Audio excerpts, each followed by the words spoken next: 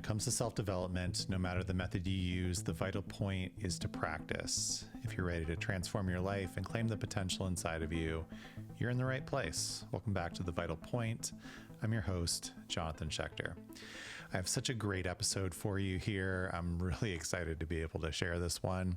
And I actually had recorded another intro previously, actually right after I recorded this conversation with today's guest, Stephen Jaggers. It's been a while. We actually recorded this episode in November. The good news is most of the things that we talk about on this podcast are pretty evergreen. And going back and listening to this podcast to edit it, I listened to it a couple of times, it is just as fresh, just as vibrant, just as relevant and valuable for you to listen to as it was the day that we recorded it. Really, the only difference between now and when Stephen and I recorded it is that we've grown. You know, we're different people a little bit. And that's one of the reasons that I wanted to redo the intro, is that one of the first things that he and I talk about when we drop into this conversation is the difference between being productive and being busy. And, you know, that's really what's happened to me since he and I recorded this podcast. I got so busy / productive with the course High on Your Own Supply. Now we're doing the group coaching that's based off of that. And, you know, things that I've had in my personal life, a few really potent breathwork retreats that I've been integrating, some medicine experiences, and, you know, I've taken some more time for myself, and I appreciate your patience with that. So I'm really excited to be getting back to it. And I thought this was a really good sort of bridge episode in my mind between the old and the ideas that I had last year when I was really going hard at recording, and where I'm at now. If you listen to the last episode with East Forest, you know, I mentioned that I dropped the season from the podcast. I'm just going to put out the episodes, which gives me a little bit more flexibility and is just more true to where I am right now and the vision that I have for the show. But the whole last season that we did when we were still doing seasons was all guests that I had met at the MAPS conference. And actually, I also met Stephen at the MAPS conference. It's when we first connected, and, you know, I was like, hey, I've been kind of stalking you on Instagram and would really love to have you on the podcast. So I knew I was going to enjoy the conversation, because, you know, we have a lot in common, breath work and somatics. And I'm just an admirer of Stephen and the work that he's done and the brand that he has built and is continue to build through somatic breath work. But going back and listening for the editing process, I noticed two things. The first one was just how much I enjoyed the conversation. The other thing that I realized as I was editing, and, you know, just sort of like a gravity or a pull back into podcasting, is I am incredibly fortunate and incredibly grateful to get to talk to some of the people that I've interviewed on the show, and not only to talk to them, but, you know, some of them I've become friends with, and it goes beyond just having these podcast conversations that I get to share with you. And I think that being able to talk to people like Stephen, who I admire and who are doing the things that I want to do and am doing and are a few steps ahead of me, it's really, really inspirational. It's really like inspires me to go and continue to put the work in and to, you know, push and stretch a little bit during these moments where I do feel really productive and, kind of over my threshold, so to speak. It's like, okay, like this is really good. And I really want to put this conversation out into the world. I really want to be able to share it with others. And so, yeah, I left a little bit of the old intro that I recorded that day in, partially because it's still relevant and partially because there was just this sort of afterglow. I was in the moment. There was so much enthusiasm. But from a somatic perspective, wow, I just had so much joy listening back to this interview. I felt so warm. I felt so excited. I got really, really just stoked to share it with you. And I'm just, really pleased about how it came out, how much Stephen and I hit it off, and just felt really grateful. So I know that you're going to enjoy this conversation as well. It's a doozy. Towards the end of the interview, Stephen blessed us with a breathwork practice that you can check out and save so that you can come back and do it whenever you need. And yeah, if you're new to the show, please give us a like and a follow on whatever platform you are listening, or if you're on YouTube, follow the YouTube channel. Now, without further ado, Stephen Jaggers on the Vital Point podcast. My guest today is Stephen Jaggers.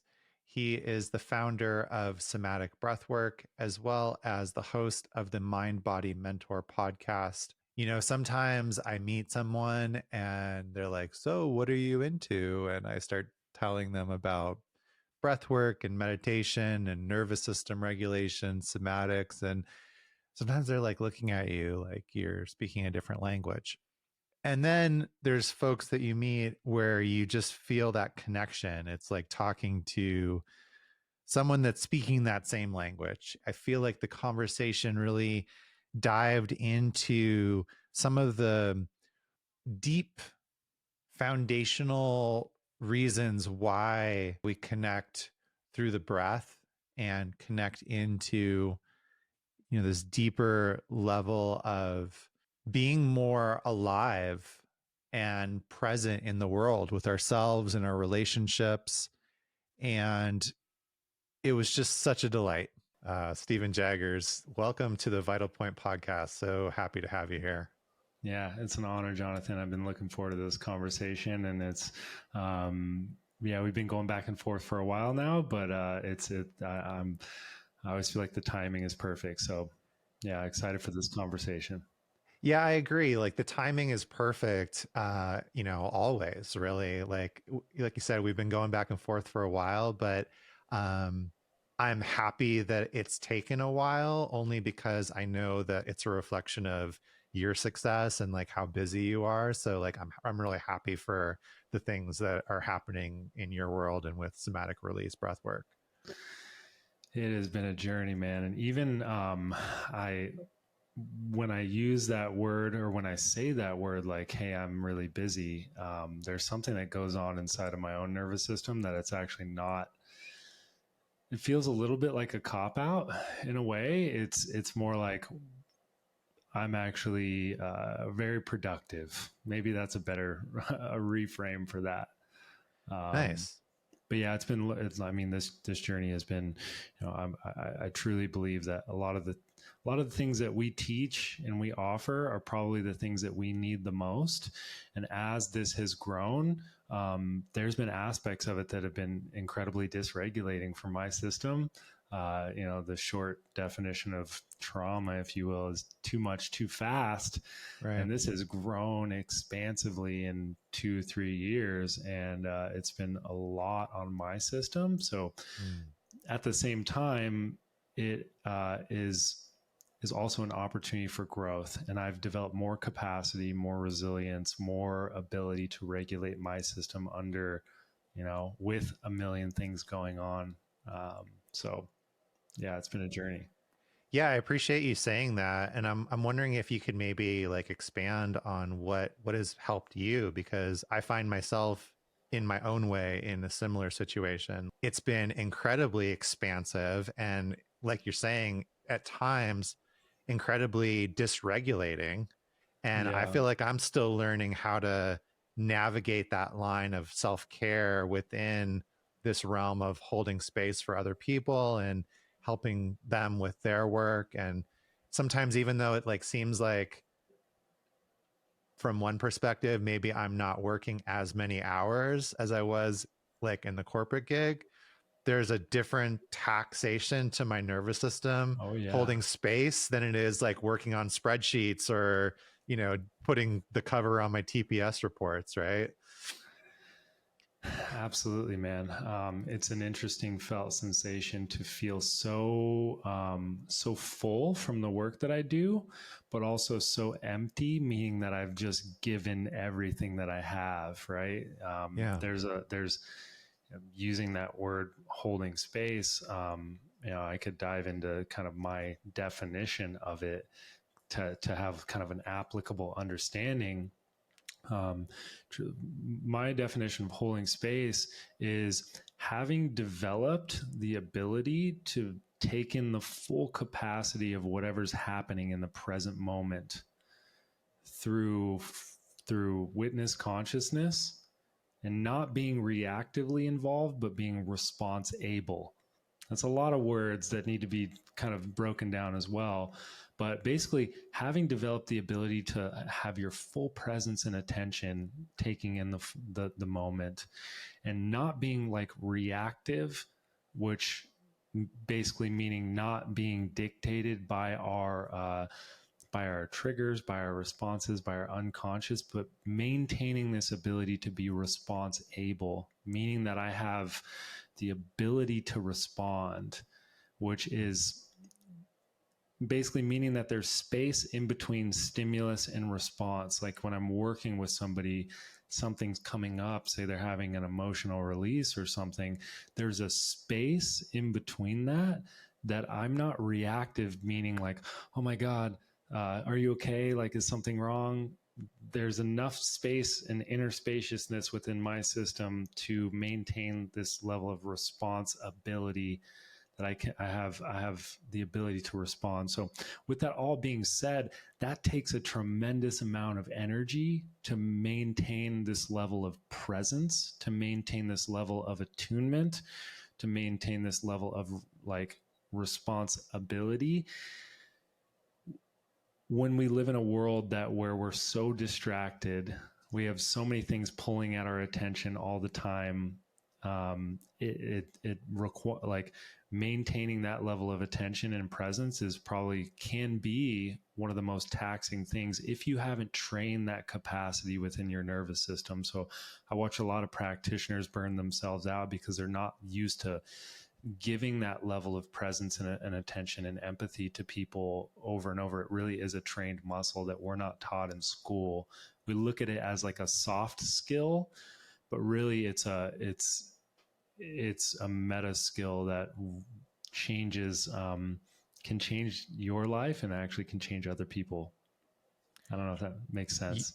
Yeah, I like the last part especially, right? Because it's like there's something about the way that we show up and we're just present in the work that we're doing that in a Mm. way can invite the people we're working with to go a little bit deeper or to open up into their process, right? Like they're connecting with our nervous system in like a real subtle, like kind of maybe unspoken way sometimes. Yeah, it is that concept of co-regulation. Yeah. One of my favorite quotes from Body Keeps the Score from Bessel van der Kolk is healing happens in the presence of an empathetic witness. Yeah. And I do think in a world where we look at self-development and self-growth and all of these sort of, lone wolf type mentalities, healing actually happens in community.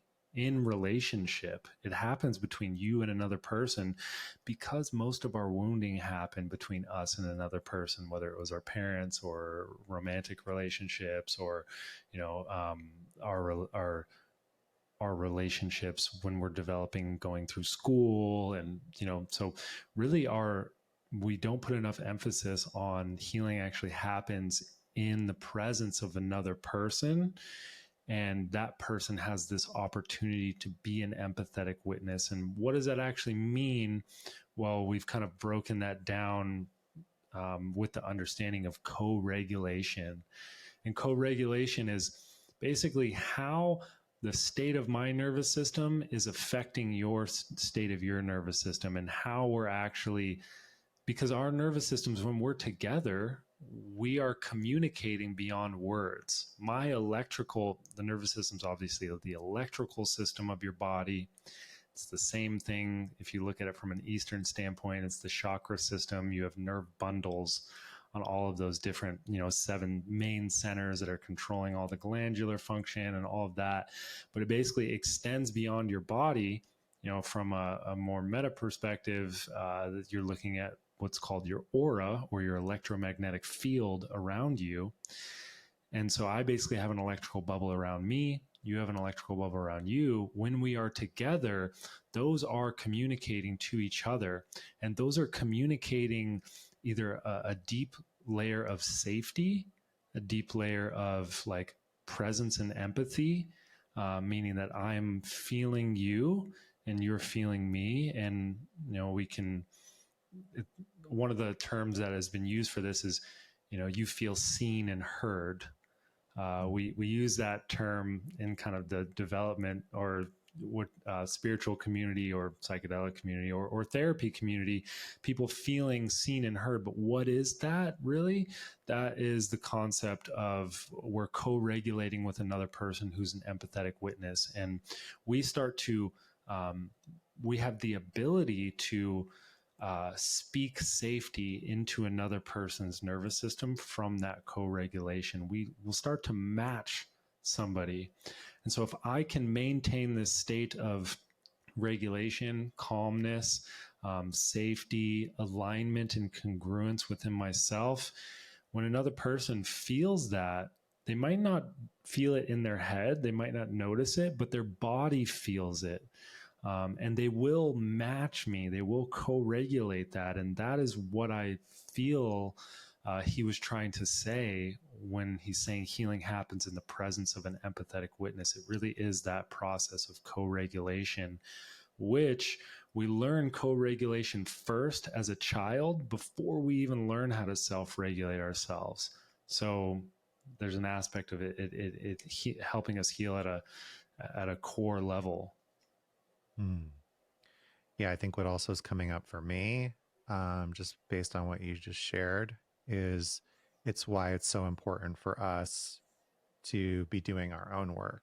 Absolutely. So that we can show up and be in that co-regulated state. Because, in a perfect world, we're able to, have the perfect set and setting for us to go in and be facilitators, right? But that doesn't always happen. And I would imagine for you, it's a very present, thing that you're working on with so many other, aspects of the business and the expansion going on.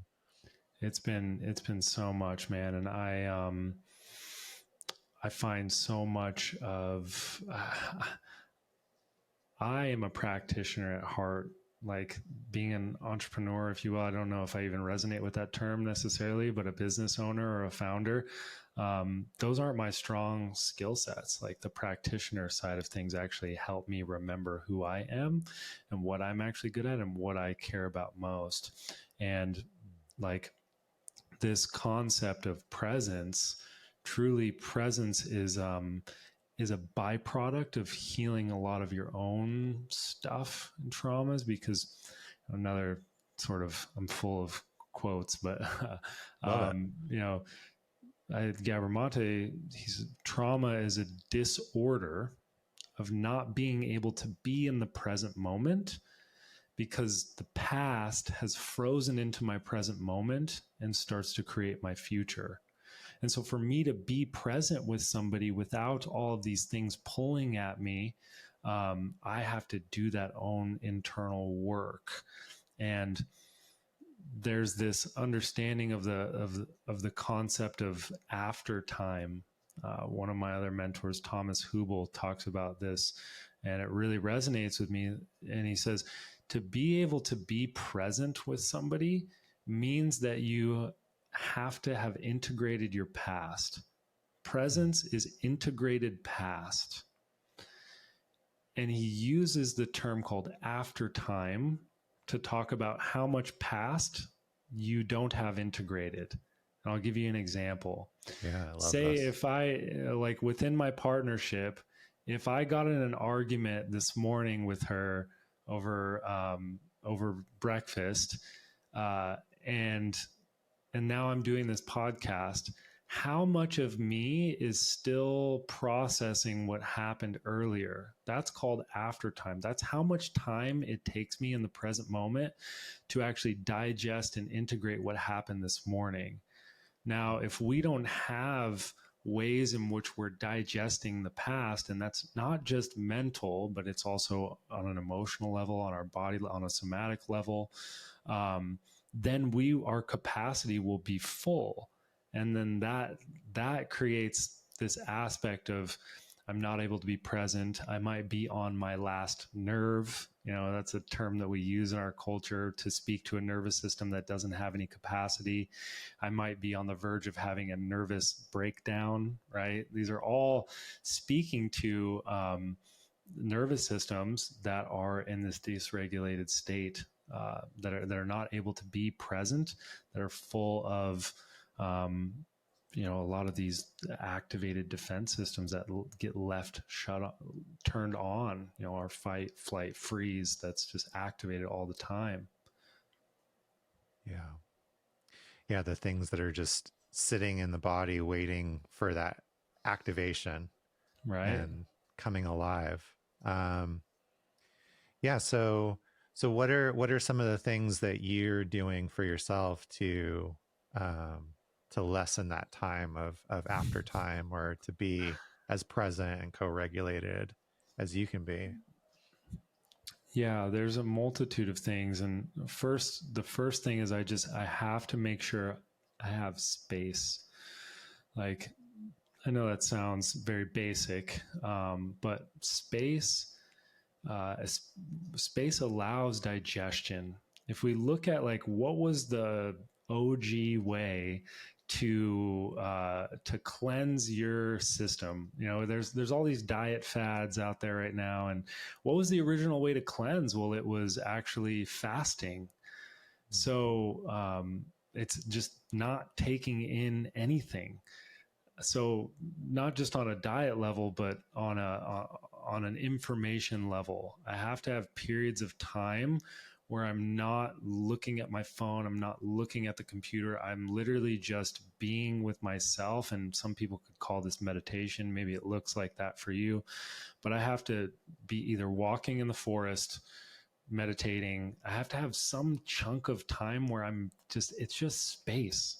Like, we're so uncomfortable with space in our culture. And I feel this embedded pattern of anytime I do have space, I want to pull out my phone. I want to start looking at Instagram. I want to start checking my email. I want to start doing all those things. So I have to be really strict with myself and be like, okay, you cannot have any of this right now. You don't even read a book or listen to a podcast or anything. You need to just let all of the day and all of the week and all of that just flutter in your mind and in your body until it just dissipates. And then obviously, breath work is a powerful practice. I try to at least get a somatic breath work session once a month as preventative health. Even that word to prevent is to prevent, meaning that in that somatic breathwork session, I have the opportunity to vent out a lot of the stuff so that I don't vent on the people in my life, right? It's preventative. Yeah. Yeah. There's other things too, but I don't know how far you want me to go with that. Yeah, no, there was a lot that came up there for me. One thing was, just relating to what you're saying. Mm, Um, it's interesting within, like, say, the dieta tradition, mm, with plant medicine, that I've always considered the diet not just what I'm putting into my mouth, but yeah, also what I'm consuming, like giving myself yeah. that space coming into those ceremonial, containers, that it's more than just the food I'm eating. It's also the media that I'm consuming and the music I'm listening 100%. to and anything else that's getting consumed into my field. The people that you're around is a big one. You Right. know, Yeah. that's probably the biggest thing that I see. And we can talk about integration, because that's an interesting concept that I really find needs to be defined and understood on a deeper level. But the people that you're around, the information that you're absorbing around those people have the biggest effect on someone's integration more than anything. And that goes back to that empathetic witness thing. Um, but yeah, space is a big one. Expression is another one for me. Like I have to have, I need multiple outlets for my own expression, whether that's on just a physical level, like some sort of working out. Like I have to have a discharge, like where I'm pushing myself physically. Fitness is a big thing for me. Healthy competition. I love to play a lot of pickleball. That's definitely one thing for me. um, and then also other routes of expression for creativity. I'm not a big writer. I have a lot of blocks around writing. I love podcasting. I love speaking, but beyond that, I love making music. That's a way for me to express and channel a lot of stress and things that are built up inside of my system into something else. Music, playing the handpan, the guitar, music production, those sort of things, like I have to carve out just at least a little bit of time and space to do that, to have that expression, right? And if we're not finding ways to express, then we're probably suppressing or repressing or maybe even becoming depressed, till that is getting stuck in our body as a disease. We're expression vessels, right? We have to have multiple ways. We need space to digest things, and then we have to find routes to actually channel that stress into different forms of expression. Yeah, absolutely. I love that. You were talking about integration a couple minutes ago. So for you, how does integrating breath work, uh, where does that overlap with plant medicine, or is there a separate process? How does that look like for you? And I love that you brought in the people that you're around, because that does Yeah. have such a impact. Yeah. First off, I think we need to kind of define what integration is, because there's a lot of different types of integration. Yeah. We loop that into, I think, if I were to just take a stab at what people think integration is, it's like, okay, I have this experience. How do I take the insights from that and then go live it out in my life, right? How do Mm-hmm. I move forward into the world, Mm-hmm. as this new version of myself, and sort of integrate all the insights, right? Which that would be considered like external integration for me. Like, how do I take this and live it out in the world? But before that, is having some sort of internal integration moment. And this is kind of the two buckets that I see integration from, because from a somatic perspective, the word healing and the word integration are the same thing. Yeah. They're the same thing. When I am doing a breathwork session, specifically a somatic breathwork session, or I'm doing a medicine journey, psychedelics, I am having an internal integration experience. And what I mean by that is I'm connecting to parts of myself that I've cut off. And maybe that's emotions that I haven't let myself feel. Maybe that's even like strengths, and maybe that's parts of my spirit, if you will, that are trying to speak to me. I'm connecting to, some of the highs of my experience, and also maybe even some of the shadow aspects, the parts of myself that I've cut myself off from. So really what's happening is I'm integrating those, and I'm having this internal experience, and I'm connecting to all of those different aspects of myself.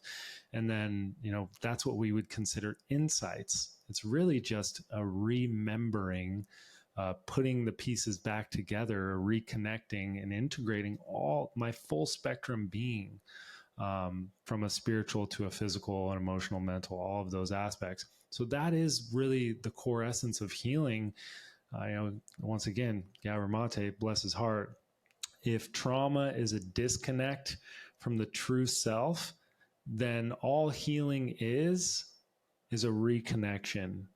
It's an integration. So that is this internal integration moment that people can use psychedelics for. And obviously I'll talk about the differences between that and breath work in a moment. But, with somatic breathwork or therapy or whatever it is, those are these internal integration. External, now it's like, okay, I had that internal integration. I connected to those pieces. Now, how do I live that out in the world? And the thing with external integration, there's obviously a multitude of different aspects of that. Having someone hold you accountable, having someone checking in on you, like those, and then obviously just purely taking the physical action that you need to do. But the biggest factor in external integration that I have seen is the people that you're around. And my own philosophy on that is that, and I've experienced this in my own life, is that as you start to grow, as you start to, become a better version of yourself, when you start to go down this path of healing and have these internal integrations and have these internal processes and really want to become a different person, the people that you're around, usually, if they're not doing that sort of work, they want you to be the same person you were yesterday as you're going to be tomorrow. Yeah. When somebody's nervous system is in a state of fear or stress, it craves stasis. It craves stasis more than anything. The world, there's so many things going on, and when we're in a state of fear or stress, we want things to be the same because there's so many variables. And so we look to the people around us like, okay, that person's going to be the same person they were years ago as they are today. And so we stop letting people become that new version of themselves, and we really put them in a box in a way.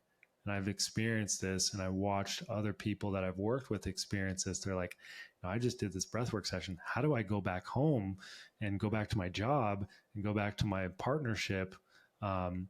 And really, it's taking inventory on the people that you're around, and at the same time, working with them in a way and letting them know, like, hey, I am actually a verb.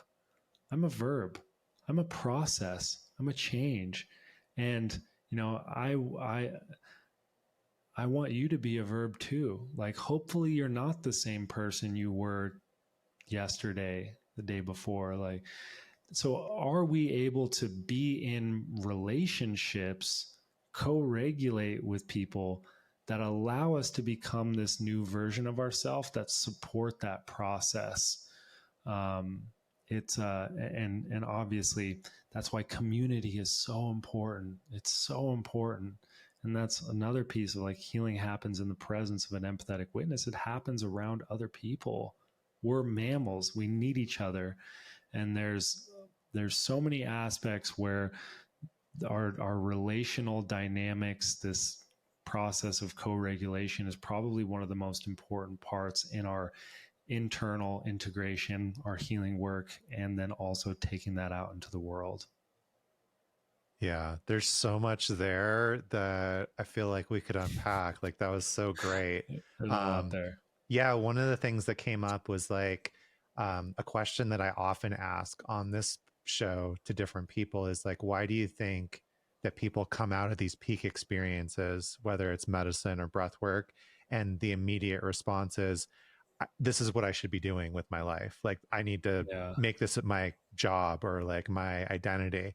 And from what you just shared, like that makes a lot of sense, right? Because you're finding that connection within yourself as well as a Mm-hmm. community that's already there that probably understands you a lot better than, say, Mm-hmm. going back to your office job, and you're like Yeah. walking into a staff meeting on Monday and they're like, so what did you do this weekend? And I'm like, I have no idea how to even begin to answer Yeah. that in this context. Like, Yeah.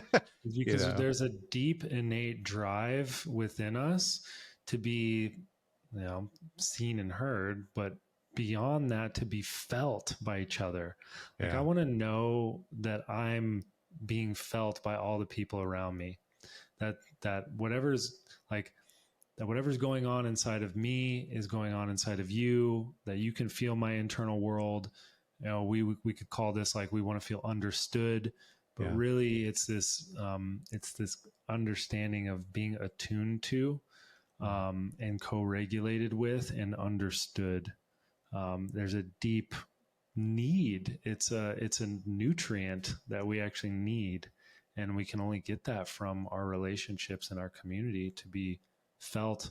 I think that the biggest wound in our culture is this wound of apathy, meaning that I'm like, nothing really matters. What I say doesn't matter. What I do doesn't matter. Nothing really matters. I'm just kind of apathetic. I'm actually not feeling. And that would be the epidemic of numbness in a way. And what I think has happened is there's this wound of co-creation. Um, Co-creation is the understanding that we are creating together. We're in relationship. We are in community. That whatever you're doing has an effect on me, and whatever I'm doing has an effect on you. And so, and there's a level of responsibility in that. But what happened, and I spent a lot of time just thinking about this, is, when you're a child, especially in today's world, just the way that life is set up, it truly takes a village. We're more isolated now than we've ever been. We're out of community. yeah, But say someone has a need, or as a child you have a need or express a want, and no one actually comes there to fulfill that need because mom and dad are out there trying to make ends meet. Well, then you start to feel like, oh shit, well, what I say and what I do doesn't really matter because no one's coming to begin with. And then we start to have this wound of co-creation, like, well, it looks like I just have to fit into somebody else's world, and maybe I'll just live my life from that place. And I think that expands as we get older. We're like, okay, well, when I vote, it doesn't really matter. If I try to change something in the government, it doesn't really matter. Like, I just got to fit in someone else's world, so that we become apathetic on a deep level, where truly we are co-creating.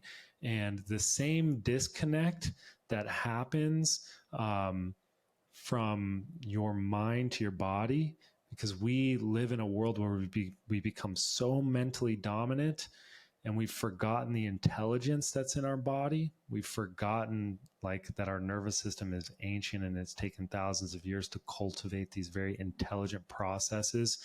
And we cannot bypass the nature of our being anymore. And the more we bypass nature, the more issues we'll see.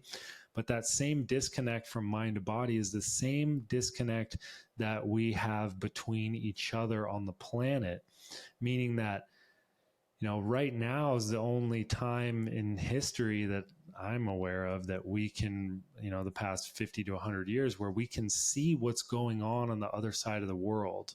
Like right now in the Middle East, you can see what's going on the other side of the world. Now, every cell in your body, every biological cell in your body knows that it's intrinsically connected to all living things. It knows that if I dump toxins in the water halfway across the world, that eventually that water will make it to the water in the bodies of my children's children, that we're intrinsically connected. but we've been trained to dissociate, like, oh, that's happening over there, nothing I can do about it over here. And so there's this disconnect that's happening.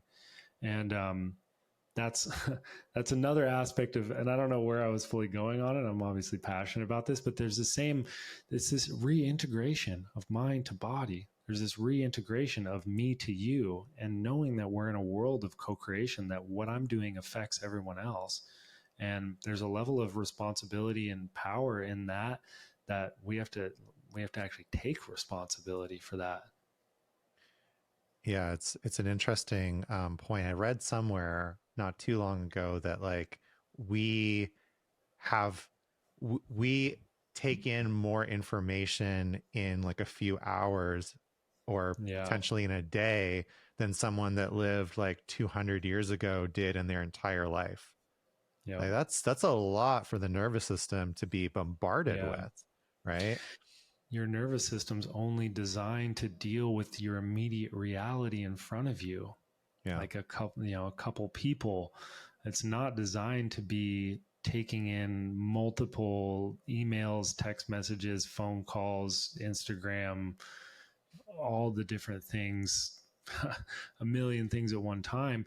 That being said, humans are incredibly resilient, and we can develop a healthy relationship. We're trying, right? It's probably going to take a couple generations for us to find a healthy relationship in our nervous system to actually develop the skills to be able to become resilient with that. Like it's over generations that our bodies need, that we're able to develop these skills, right? These deep ingrained patterns, taken thousands and thousands of years. We're Yeah. moving very quickly in one generation, right? Right. Yeah, and just to kind of circle back to something that you mentioned earlier, um, I think for me that's another reason why that outer integration is so important, because the outer integration that I'm practicing helps me connect easier with that inner being that you mentioned, the moving towards wholeness, that healing and these expanded states of consciousness help us to connect with. And one of the things that I'm always mentioning to people just as a curiosity from myself is like, hey, think about the fact that in multiple ancient wisdom cultures that we still have access to in these various ways, the word for breath and spirit is the same. If we look at Yeah. Sanskrit, if we look at Chinese and Hebrew and Greek, those words are the same. Yeah. And there's something to be gleaned there, I think, from like what we're just starting to rediscover through the power of the Yeah. breath and these different medicines and different ways of connecting to that inner wholeness and that inner self, whatever you want to name it. That's why I'm so fascinated with breath work. It sounds so simple. I have so many people and maybe family members that are like, oh, you're teaching people how to breathe, right? I'm like, Right. we don't even understand. We don't even understand that every time we take a breath, we are respiring. Break down the etymology of that word. To respire is to respirit. Every time you respire, you breathe spirit, life force, energy back into your body so you can show up here right now as the fullest version of yourself.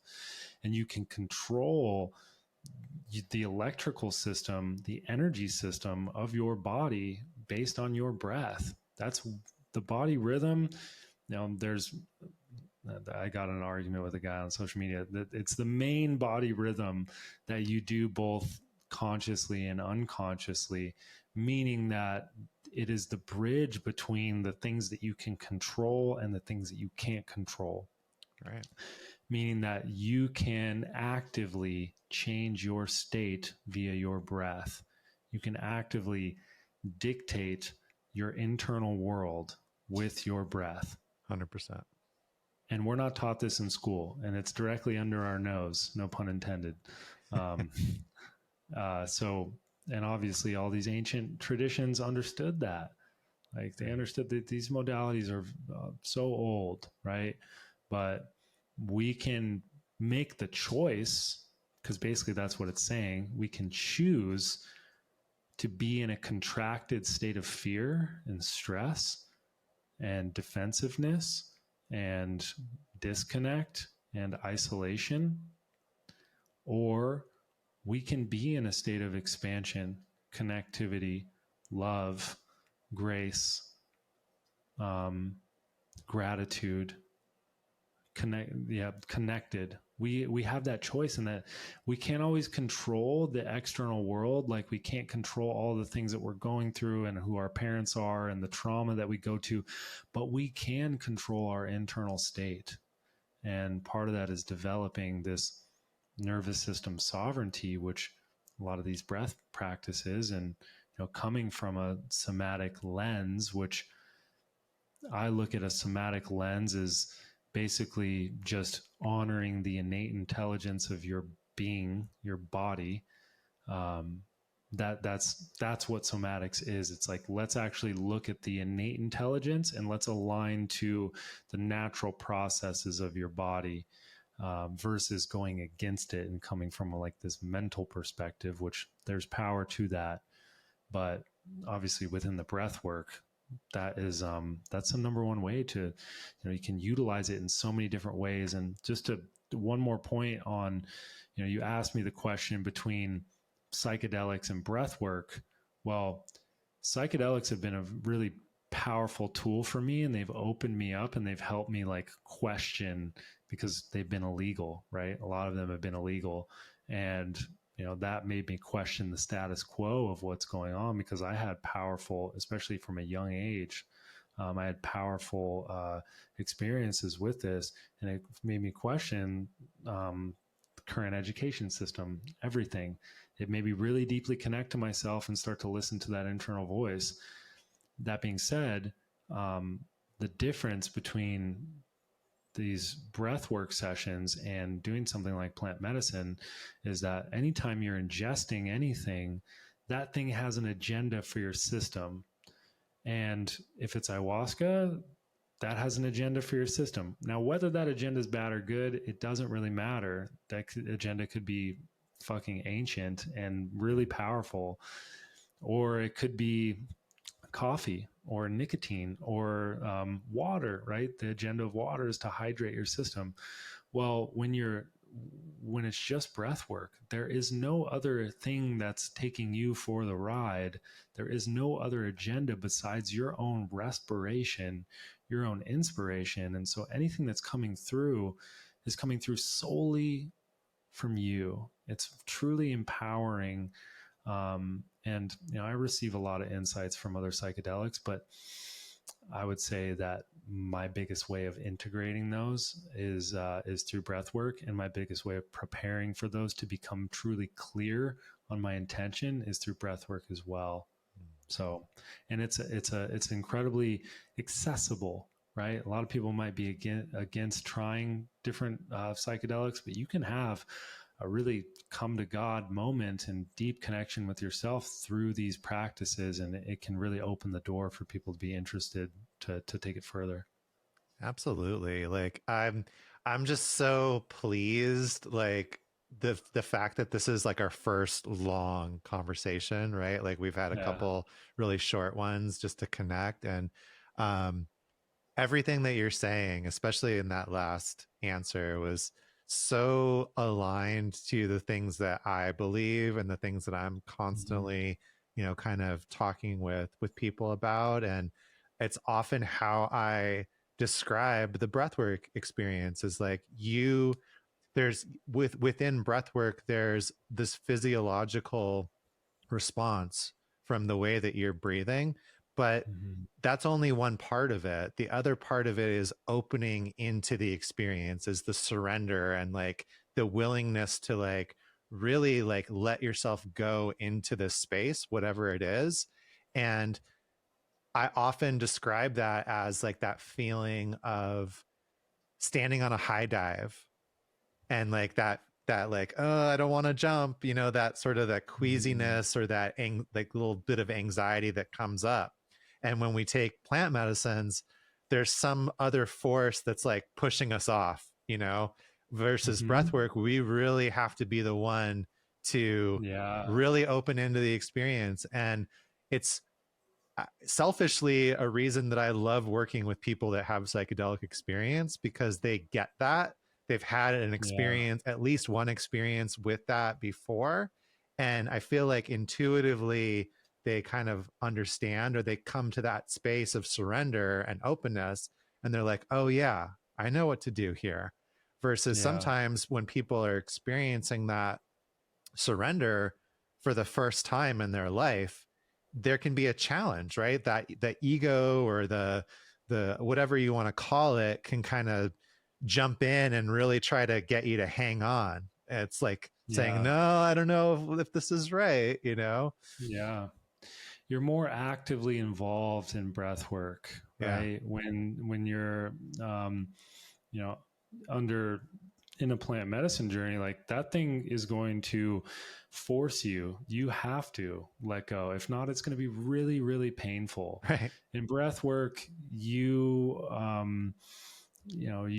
much more in control. Therefore, you are the one that has to take responsibility for that repatterning, or for giving yourself permission to go inward.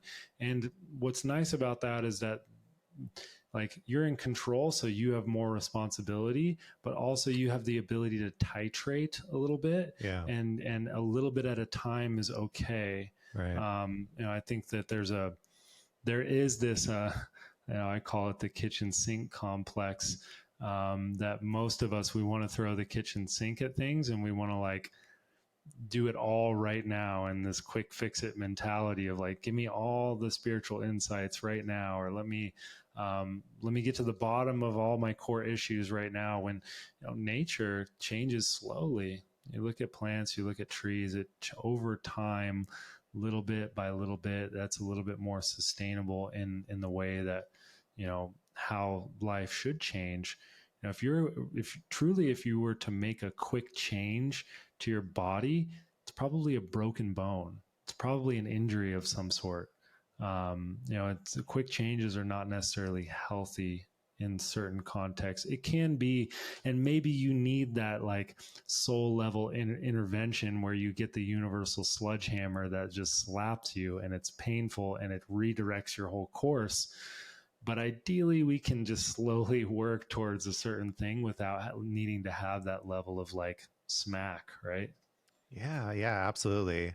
I often think about that sort of cliche that people use when they're talking about plant medicine, especially ayahuasca, of like, it was like 10 years of therapy in one night. And I'm like, Yeah. well, okay, maybe that's accurate, but could there be a reason why it takes 10 years of therapy to actually like make this change? Like, it's not that fast way isn't always the Yeah. best way. And then you're left with this massive, not to call it trauma, but like a lot of change really, really fast. And then how do you process that? How do you integrate that? Right. Yeah, it really depends. I mean, obviously any modality, you look at therapy, it can be incredibly powerful, or it can absolutely be not productive and not helpful whatsoever. So 10 years of something that's not productive and not helpful, whatever, it's going to make ayahuasca feel like, 10 years of Yeah. therapy in one sitting, right?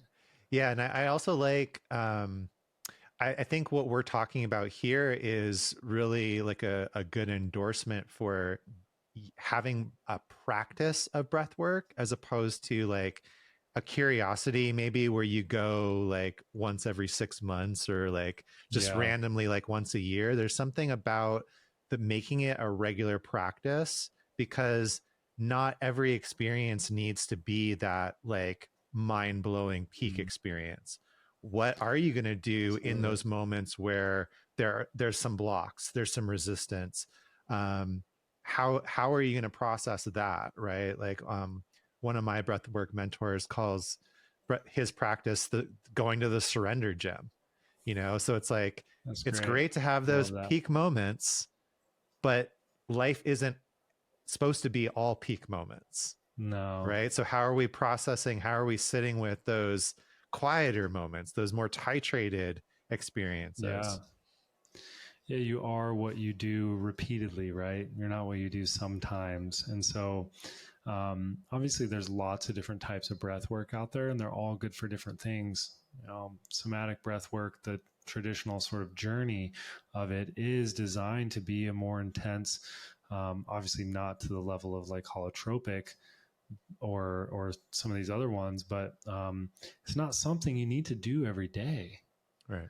But I do have quite a few different daily breathwork practices that are something that is good to do on a daily basis to, flex that choice muscle, meaning that I know how to shut my nervous system or I know how to downregulate and I know how to upregulate my nervous system, meaning that I know how to surrender, and people often don't think about the other side is that I also know how to turn it on. I know how to turn on my nervous system to like become active and passionate and get all the things done that I need to get done. And then I know how to shut it off when I need to and surrender as well. So Yeah. there's both sides to that. What you just shared reminds me, I just got this book, The Language of Breath by Jesse Coomer, Mm-hmm. that I'm really enjoying. And there's something that I read last night that just kind of reminds me of what you said. There's no breathwork technique that will make it so you're never sick again, never feel sad, or never have a bad day. Breathwork will not change your life for you, but when you learn how it works, you can enjoy a state where you can creatively and confidently take better actions. It's your actions that will lead you to a better life. This is the amazing value that a holistic approach to breathwork can offer. Absolutely. Yeah. Yeah. It's, there's so many different benefits, and they're all like all of the different breathwork techniques. There's a lot of dogma in the space, I will say that, right? There's a lot of like, this is the only way you should do that, and you should breathe in through the nose and out through the mouth, or out through the mouth and in through the nose, or in through the ear and out through the other ear, right? It's Right. like there's so much, and they're all like my perspectives, they're all good for different things if Yeah. you understand what it's trying to do on a physiological level, on a nervous system level. And we are full spectrum beings, and it's like, um, can we train for performance? Okay, can we train for stress relief? Can we utilize it for emotional regulation and intelligence? And can we use it for just a deeper connection to our physical body and our sensations? Can we do it for mental clarity? Right? It's all the intention behind it. And then we can, because the breath is just the driving force, it's just the pump. And it's like, what are you pumping it for? And so if you start to understand how to utilize that pump, you can utilize it for a multitude of different things. Yeah. 100%. I love that. Yeah. Yeah. Cause like you said, I'm similar to you. Like I'm doing like a deep, neurodynamic session once a month, but then I have Mm-hmm. daily practices, whether that's meditation or heart coherence breathing, or just Mm-hmm. like you said, just giving myself the space and just tapping into the natural rhythm that my breath and my body want to be in that moment, even without counting or keeping track of a certain sort of framework. Like, yeah, I want to, Yeah. there's some basic stuff. Like I'm always trying to breathe through my nose, as Yeah. opposed to Yeah. my mouth, unless I'm doing a Exactly. conscious, breathwork practice. But sometimes I really find the value of letting go of the rigidity of like breathe in for 5 and out for 5, and just going with like what my body wants to express and do in that moment, tapping into that natural rhythm. Exactly. We spend enough time in our heads as it is. I utilize breath work a lot of the time to get into my body. And if I'm thinking about it, like this is, in for 5, out for 5, you know, hold my left nostril and go out this way to that way. It starts to take me out of the state that I'm trying to actually get to in the first place. So yeah, there's a multitude of different, and also everyone's different. Some people need more structure, some people need more flow, and you got to kind of figure out where you're at on that dynamic, and then probably give yourself the opposite, because that will kind of bring you a little bit more into balance. Yeah. I love that like we've talked about breath work during this podcast, but like not the sort of mechanics of it or like these sort of basic educational sort of levels Yeah, of it. Like we're really getting into like a deeper kind of connection about it, which I think is really, really cool, just personally. absolutely, man. I mean, it's interesting because, a lot of people consider me the breathwork guy, but it's not about the breath work. It's about what's behind the breath and what the breath leads to. Yeah. And that is so obviously, we could talk about breathing anatomy and primary and secondary respiratory muscles and all of those things, but it's what's actually happening. And, um, and like I talked about in the beginning, to me, it's more about nervous system relating. It's like, why do we do all of this work to begin with? Why regulate your nervous system? Why care about your breath work? Why do any of this sort of healing work? And to me, it's about relationships. I think that relationships are the key to life, are the primary I would say the primary of our existence is relationships.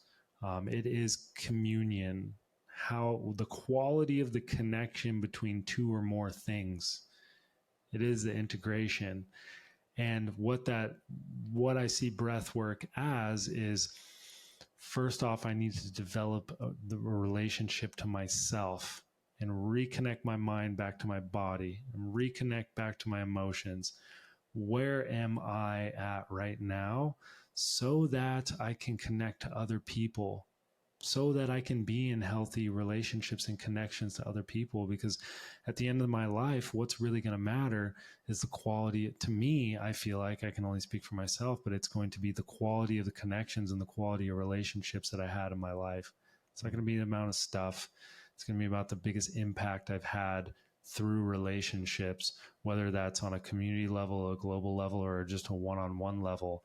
And that's going to require me to be in deep connection to myself, to have to be able to regulate myself, because it's not always easy. There's a lot of discomfort and stress and trauma and different things, and I need to know how to get to my core essence without all of that other stuff that's going on, that is basically muddying my experience and my connection to self, so that I can continue to connect to other people in a very clear way. But that's what I truly believe, what this work is about. It is about relationships. It is about what I talked about, this co-creation that's going on. Yeah. Yeah, and And the I'm glad you mentioned the relationship to yourself, right? Cuz um like from a Tibetan Buddhist perspective, for instance, you could make the argument that the purpose of meditation is preparing for death. You know, it's Yeah, for being able to be present with yourself in that ultimate moment where there is no one else really. yeah, Possibly you could have people around you. Um, and I also really love what you said. You kind of brought it back to something you said earlier about the being able to regulate yourself and bring yourself back into regulation, no matter what, and the importance of that, because as human beings, we're going to search for the ways to be regulated.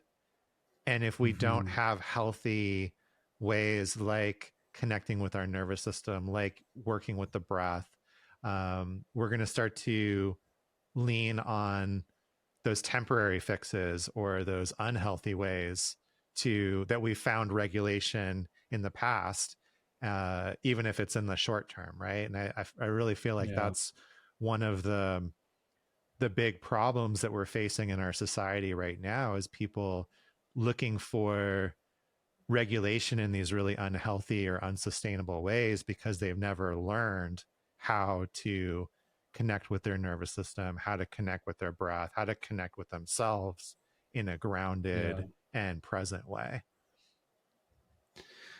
Absolutely, man. I mean, um, feeling is our natural state, and it's how we were born into the world. Like we are, when we come out of the womb, we're starting to feel everything. Yeah. And especially when it comes to emotions or physical sensation, our somatic sensation is our birthright. And we have really had a hard time with allowing ourselves to feel. We've become a culture of numbness. And basically, what we're trying to do with that is we're trying to regulate ourselves, right? Because sometimes it can be so intense to feel everything. So we're trying to basically what's going on is we're over regulating ourselves instead of allowing ourselves to become dysregulated, because becoming dysregulated is part of it. You actually have to let yourself become dysregulated. Like if I have a messy cry, or I'm like, some people call me an adult temper tantrum specialist, right? Like I'm creating this space for someone to have an emotional release, and that's a discharge. Yeah. Emotions usually take about, if on a healthy level, emotions take about 90 seconds to move through your system. And you think about most people have spent 20, 30 years, maybe their whole life, stopping themselves from feeling emotions, when if they allowed themselves to feel that emotion, it'd probably take 90 seconds and then they'd be clean and clear. And that emotion would have moved through them. Instead, they stopped themselves from feeling the emotion that would have taken 90 seconds. Their body starts to harbor it. It basically gets stored there for 20, 30, 40 years, starts to leak out in all these different ways. And then we start to utilize all these other things such as alcohol or opiates or what is sex or food, all these things to let's keep that emotion down, when really it could be the scariest thing for somebody, but it probably would take 90 seconds for you to actually let those tears out, for actually yell at the top of your lungs. Yeah. To actually let yourself feel. And, feeling is equated to aliveness, right? The opposite of feeling is numbness. And, Peter Levine calls this a living death. Although trauma, although people rarely die from trauma, if we don't figure out a way to work through it, then it significantly diminishes our life. And most people call this a living death, meaning that I've cut myself off from feeling the lows. Therefore, I've cut myself off from feeling the highs. Therefore, I'm left in this very flatline existence, which is a living death. A lot of people are out there with the death with your eyes open disease. They're here, but they're actually not alive because they're not feeling. Yeah, 100%. Well, I feel very, very grateful to have had this conversation. There's always this little barometer in the back of my head somewhere where I'm like, man, I feel that this conversation could go on for another hour or two. We could just keep vibing and connecting. And yeah. I really feel grateful when those moments happen, because it's not with everyone that I feel that way. Yeah. So do you think this is a good space to transition into maybe a little practice that people could take away from? Of course. So that, they can embody and really experience a little bit of what we're talking about. Yeah. And I would love to, if there were certain areas of this podcast that someone wants to hear us dive back into, maybe we can schedule a time to do that as well. Yeah, love that. Yeah, definitely message one of us. And if anything piqued your interest, because there were a lot of rabbit holes that we could have gone down, and we could have gone down those deep. Yeah. But this was, we covered a lot here. So one thing that I will share is just a simple daily practice. And obviously, I have a lot of people ask me, what's the best daily breathwork practice to do? And there's not one that's the best, right? The thing that is going to make the most amount of change in your life is actually becoming aware of your breath throughout the day at all times. What's the quality of your breath when you're in an argument? What's the quality of your breath when you're working, or when you're at the grocery store? because that's a barometer of where your system's actually at, and then you can actually change it. It's not about the 15, 20 minutes that you do in the morning or evening. It's about throughout your day. What is your developing this awareness? What is your state at during those times? That being said, I will share a daily practice that I love to do in the morning. Awesome. And basically it's 2 rounds. And would you like to do it together, or would you want me to just explain it? Yeah. Happy to. So you can do this seated or laying down. It's up to you. It'll be 2 rounds. The first round, we are going to be kind of spiking our nervous system. It is going to be in and out through the mouth, circular connected breathing. So no pause or anything. And it's not about how fast you breathe. It's about how deep can you pull it. Can you pull it all the way down into your belly, and not just into your belly, but into your sides, into your lower back? Your diaphragm actually connects to your lumbar spine. And so it's not about just belly breathing, but it's 360 degrees. So in and out through the mouth, pulling it down as deep as you can. And I usually go for, on here, we'll do 30 breaths, but you could go for 3 minutes and 3 minutes. So that'll be the first round, in and out of the mouth. We are emphasizing spiking our nervous system. So it's probably, it can feel a little intense. Usually during that round, I am kind of bringing my awareness to things that I want to kind of clear out, what I want to like release. If it's a daily practice, I'm really like, okay, what is all the stuff that I'm carrying that I don't want to take into my day? Let's kind of spike the nervous system, allow it to kind of move through. Maybe there's a little bit of sound or a sigh on the exhale that wants to come through. Then I'll do 1 breath hold in between, and I'll guide you through that. The second half, we're going to switch to in through the nose, and then we're going to go out through the mouth. We're going to start to elongate our exhale, and we're going to start to bring our system back into a relaxed state as much as possible. So first round, we're spiking our nervous system, 1 breath hold. Second breath hold, or second round, switch to in through the nose, and we're going to start to bring our nervous system back into a relaxed state. And I'll guide you through this process. Awesome. So we can first find a nice, comfortable position. Definitely, sitting up nice and tall. And just start to bring your awareness to your body, to your spine. Just noticing your breath, just kind of how it is right now, without having to change it.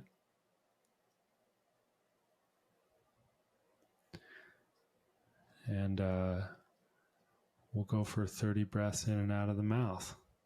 Let's go ahead and begin. Deep breath.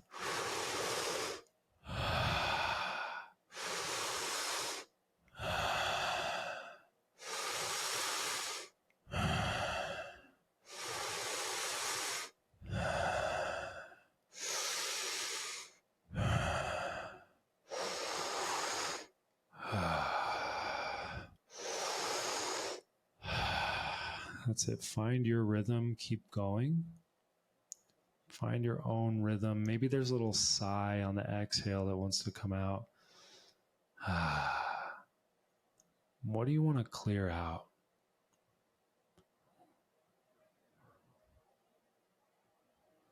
What do you not want to take into your day? Stress, distraction, doubt, fear. Use the breath and just clear it out. And maybe shake it out if your body wants to move at all as well. And we'll go for 10 more.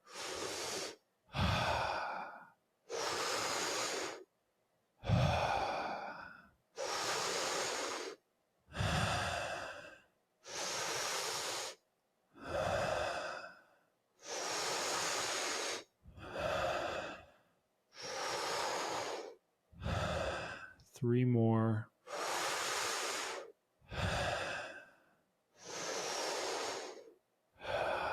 Deep breath in.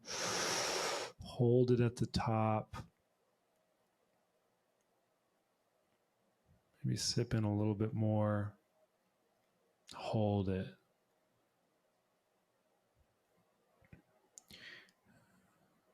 Feeling your spine nice and tall.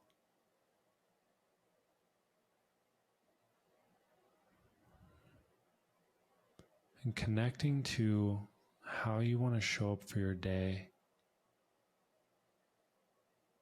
How do you want to feel? What do you want to embody?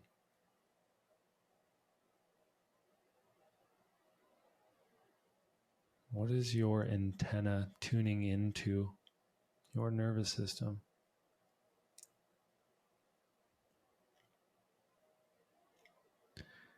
And whenever you're ready, we can let it go. And maybe you felt like you could hold it longer, but let it go. Let's go in through the nose,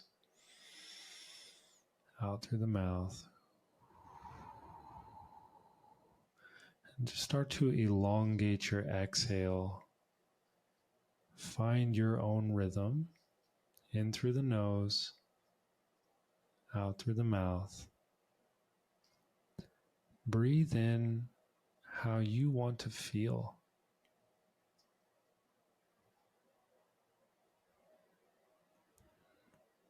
What do you want others to feel from you? Breathe it in.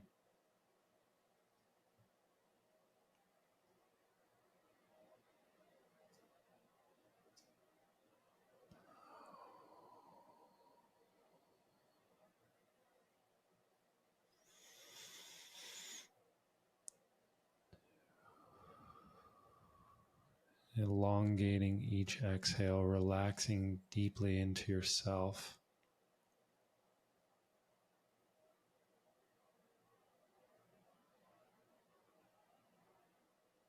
What do you want to embody in this world?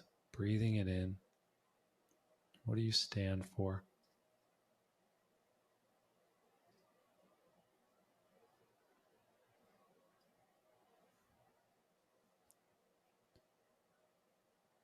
Feel it in every one of your cells.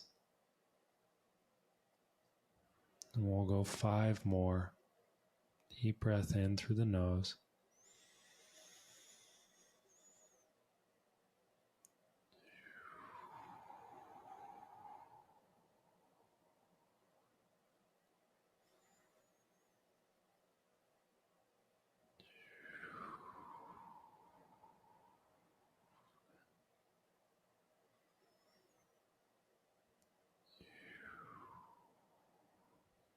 Last one, whenever you're ready.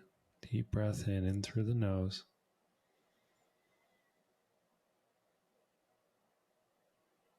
Let it all go. Let it all out.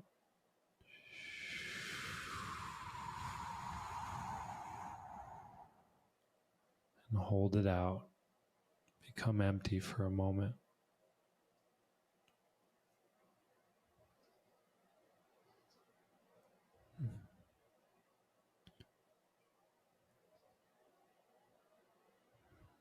And whenever you need to take that first breath in, you can come back to normal breathing. A lot of the times this will send me into my meditation practice. I find that it's a lot easier to meditate after I've done a little bit of breath work, spike my nervous system, and slowly bring myself back down into that relaxed state. And that will, depending on how much time I have, I will sit in meditation for a little bit after that. But play with that. It's you can do the first half is spiking your system, and depending on your level of comfort and depending on how much you might need to, if you're going through something stressful, maybe you really need to spike your nervous system and get it out, shake it out. That's one thing that people don't really understand, is that if I'm stressed, it's not that I need to go into a relaxed state. I actually probably need to spike my nervous system and give myself that discharge so that I can come back down into a relaxed state. So play with that. If you want to do more, we have plenty of them on YouTube and all over the place. Thank you so much, Stephen. That was great. Feel nice.